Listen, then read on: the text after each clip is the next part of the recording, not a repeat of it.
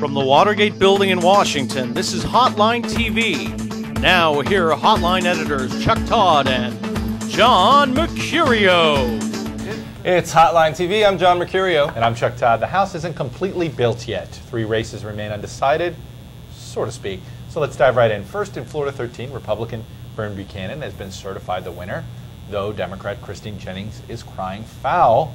John, tell us the story. What's going on here, I think, ultimately, is we're going to have the inverse of what we had 10 years ago, where you had a Democrat win slightly. No, 1996. Oh, the Loretta Sanchez. Bob Dornan race, where Democrat won slightly, brought it to a Republican House, and she was ultimately declared the winner, and she was put in that seat. Now you have Christine Jennings, the Democrat, narrowly trailing Vern Buchanan. She, I think, is going to take this to the Democratic House. Shelby Coffey, or Kendall Coffey, her opponent, already making noise about the fact that he thinks this is going to end up in the House and that they're going to end up having an investigation into the Sarasota County the touchscreen vote. I think voting yes, machines. they should have the investigation. Yes, I'm not making a judgment on whether they should, but I just think that's ultimately what's going to happen. You know, this all goes back to, was it 84? No, the original reason why Indiana 8 became known as the Bloody Eighth. The Bloody Eighth, the Fighting Eighth. The Fighting Eighth.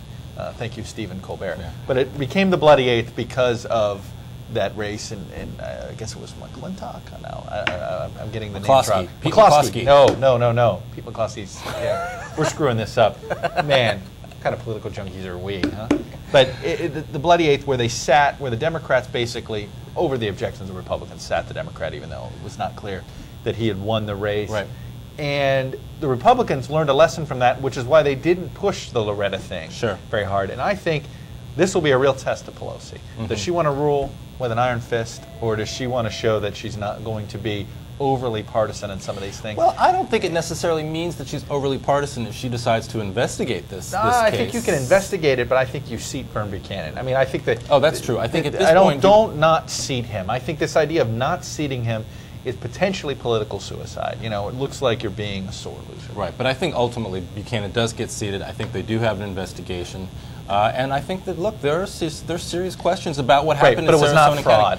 It was not fraud. There was the no most important thing. fraud. That's right. It was not intentional. But when more people are voting for the hospital board in Sarasota County that are voting in a tightly contested congressional race. There's no question something funny happened, and the system's messed up. And maybe this will lead to paper balloting everywhere, or at least paper balloting for all the major races. You know, or at least paper balloting in Catherine Harris's district. At least in Catherine Harris's district. Fair enough. Touche. All right, next let's take a look at the 2 congressional races that will be decided by runoffs. Texas's 23rd congressional district, and of course Louisiana's 2nd. Well, let's start. All right, let's get the Louisiana 2 out of the way. It's a Democrat versus Democrat. Bill Jefferson and his frozen cash. Karen Carter and her non-frozen cash. Right. I mean, look, Bill Jefferson only got 30%.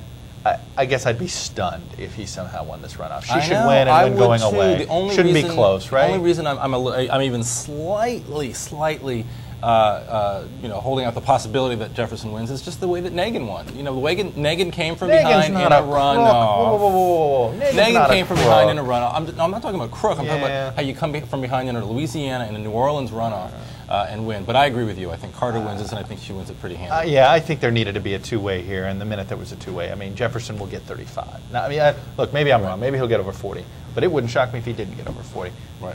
Well, let's go to the one that I'm actually interested in. In South Texas, the 23rd. I think this is the redistricting of Texas. It seems like some of these districts get drawn. The Supreme Court threw out some of the map, not of the districts that DeLay wanted remapped, but of this Bonilla district. Right.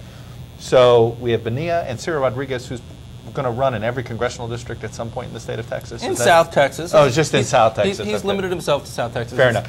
He's been endorsed by his former opponent. Absolutely, and D-Trip is up with real ads against Bonilla. I think this is their best chance at getting him.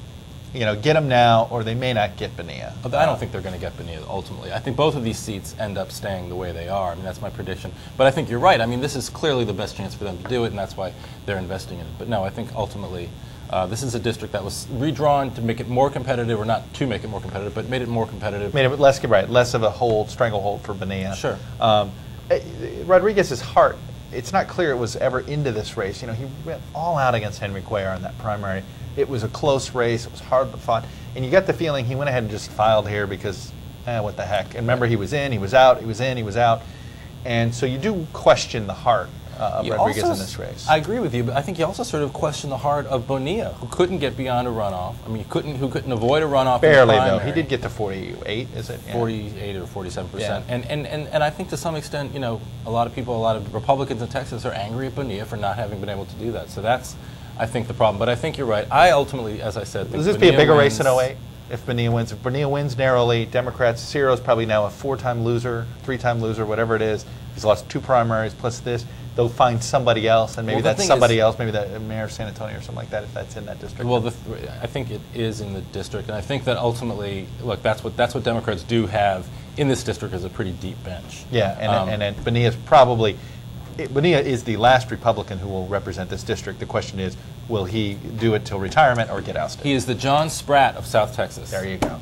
That does it for today's edition. I'm Chuck Todd. And I'm John Spratt. Join us next time on Hotline TV.